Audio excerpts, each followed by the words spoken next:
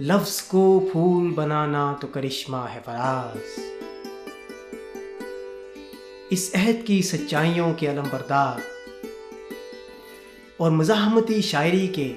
بلند ترین آہنگ کے حامل شاعر جناب احمد فراز کو خراج تحسین پیش کرنے کے لیے urdulife.com کی جانب سے ایک خصوصی پروگرام پیش کیا جا رہا ہے۔ تحقیق، تحریر اور آواز صفدر حمدانی۔ لفظ کو پھول بنانا تو کرشمہ ہے فراز۔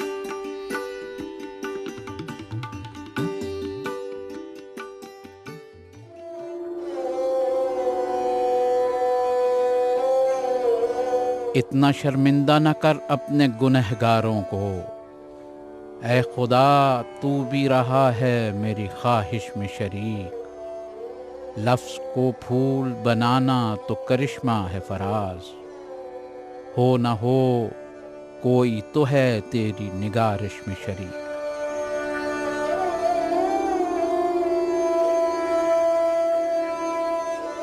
احمد فراز، جسے واقعی لفظ کو پھول بنانے کا ہنر آتا تھا، احمد فراز جس سے ایک نئی شاعری نے جنم لیا، ایسی شاعری جو محبتوں کی کوکھ سے نکلی اور نفرتوں کی فضا میں بھی محبتوں کی داستانیں رقم کرتی رہی۔ احمد فراز جو اس عہد کا ایسا بڑا اور قد آور شاعر ہے کہ وہ طبعی طور پر اس دنیائے فانی سے جانے کے باوجود بھی ہمارے درمیان موجود ہے اور ہم اس کی آواز سن سکتے ہیں،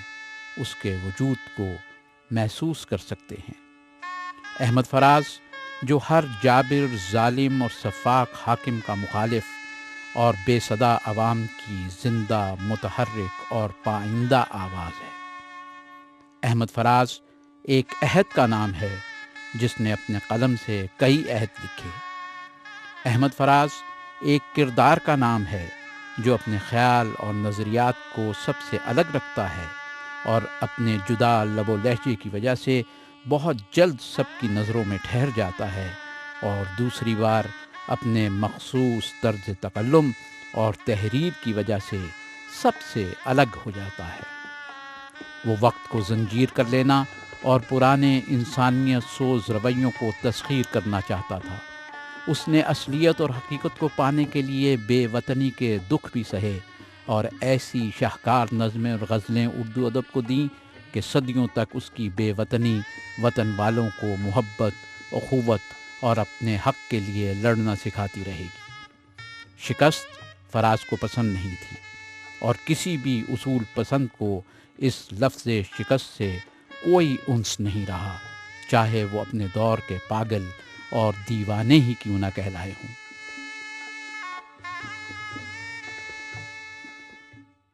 اسی احمد فراز نے پاکستان کے صوبہ سرحد کے شہر کوہاٹ میں ایک شاعر برق کوہاٹی کے ہاں جب 14 جنوری 1931 کو جنم لیا تو ماں باپ نے اس کا نام سید احمد شاہ رکھا، لیکن فراز کو تو فراز ہونا تھا،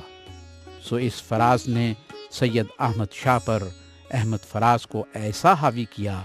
کہ احمد شاہ نے فراز کا پیرہن پہن لیا۔ احمد فراز کے والد برق کوہاٹی بھی اپنے عہد کے اردو پشتو کے نامور شاعر تھے اور پاکستان کے صوبہ سرحد میں اردو کی ترویج میں فارغ بخاری، رضا حمدانی، خاطر غزنوی اور محسن احسان کے ساتھ برق کوہاٹی کا نام بھی شامل ہوتا ہے۔ فراز نے پشاور یونیورسٹی سے اردو اور فارسی میں ایم اے کیے، عملی زندگی کا آغاز ریڈیو پاکستان سے کیا، لیکچررشپ کی، نیشنل سینٹر کے ڈائریکٹر رہے۔ 1977 میں جب بھٹو صاحب اکیڈمی آف لیٹرز قائم کرنا چاہتے تھے تو وہ اکادمی ادبیات کے بانی ڈائریکٹر مقرر ہوئے۔ کئی برس تک نیشنل بک فاؤنڈیشن اسلام آباد کے چیئرمین رہے، لیکن ان تمام عہدوں کے باوجود فراز کی پہچان شاعری ٹھہری اور احمد فراز کی شاعری کا خمیر بھی صوبہ سرحد سے اٹھا۔ پشاور میں فارغ بخاری کے گھر پر تشکیل پانے والی اردو کی ترقی پسند تحریک کے نوجوانوں کے حلقے کے احمد فراز سرخیل تھے۔ یہی وہ ماحول تھا جس میں ان کی غزل کو توانائی ملی۔ ابدی شاعری کی تخلیق کے لیے شاعر کو الہام اور کشف کی منزلوں سے گزرنا پڑتا ہے، اور یہی وصف کسی بھی شاعر کی انفرادیت اور پہچان ہوتی ہے۔ احمد فراز کے ہاں یہ وصف اس شدت سے موجود ہے کہ کئی بار یہ احساس ہوتا ہے جیسے بصارت سماعت میں ڈل جاتی ہے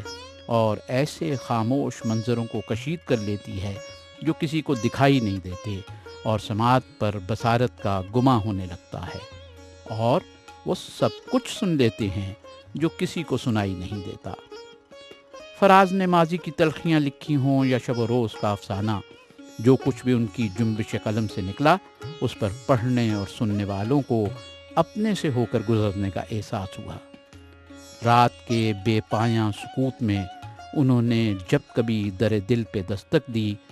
وہاں بے قرار روح کے نوحے ہی ملے۔ آنکھ اور دل کے رشتے کا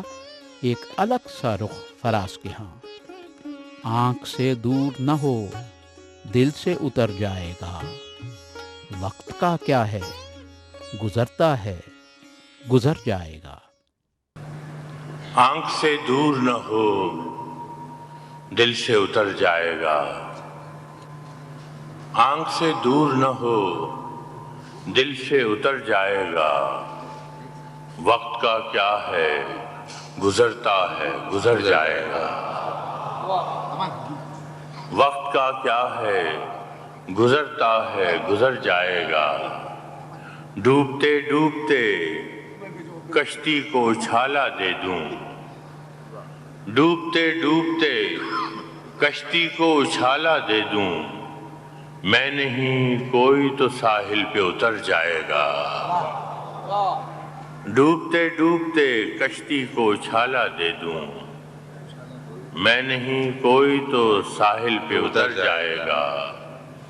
زندگی تیری عطا ہے تو یہ جانے والا، زندگی تیری عطا ہے تو یہ جانے والا،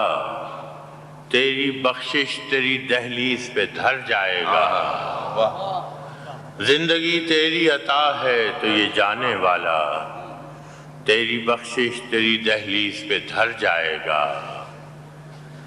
اور ضبط لازم ہے مگر دکھ ہے قیامت کا فراز، ضبط لازم ہے مگر دکھ ہے قیامت کا فراز، ظالم اب کے بھی نہ روئے گا تو مر جائے گا، ضبط لازم ہے مگر دکھ ہے قیامت کا فراز، ظالم اب کے بھی نہ روئے گا تو مر جائے گا۔ فراز کی رومانوی شاعری جہاں اس کی مقبولیت کی وجہ بنی، وہاں اس کی ابدیت کی وجہ اس کی احتجاجی شاعری تھی، اور شاید فراز اردو ادب کا ہی نہیں، دنیائے ادب کا واحد شاعر ہے جس کی احتجاجی شاعری نے اس کی رومانوی شاعری سے جنم لیا۔ فراز کے ہاں فرد اور ذات کا رومان عوام کا اور انسانیت کا رومان بن گیا۔ فراز نے اپنی احتجاجی شاعری پر رومانوی شاعری کو قربان کر دیا، ورنہ کوئی بعید نہیں کہ وہ اختر شیرانی اور اسرار الحق مجاز کو بھی اپنے حصار میں لے لیتا۔ فراز کی ایسی بے شمار غزلیں ہیں جو زباں زد خاص و عام ہے، اور یہی اس کی سند مقبولیت ہے۔ اگر کسی سے مراسم بڑھانے لگتے ہیں، تیرے فراق کے دکھ یاد آنے لگتے ہیں، سفینے چھوڑ کے ساحل چلے تو ہیں لیکن یہ دیکھنا ہے کہ اب کس ٹھکانے لگتے ہیں، فراز ملتے ہیں غم بھی نصیب والوں کو، ہر ایک کے ہاتھ کہاں یہ خزانے لگتے ہیں۔ اپنے غموں کے خزانے پر ناز کرنے والے فراز کے ہاں محبت اپنے روایتی انداز سے ہٹ کر ملتی ہے۔ وہ اپنی محبت کو ایک قوت کے طور پر دیکھتا ہے جو خوشی اور غم کو آپس میں جوڑتی ہے، اور اس سے ایسا خواب بنتا ہے جو زندگی کو ایک خوبصورتی کے ساتھ سوچ کا پیرہن بھی عطا کرتی ہے۔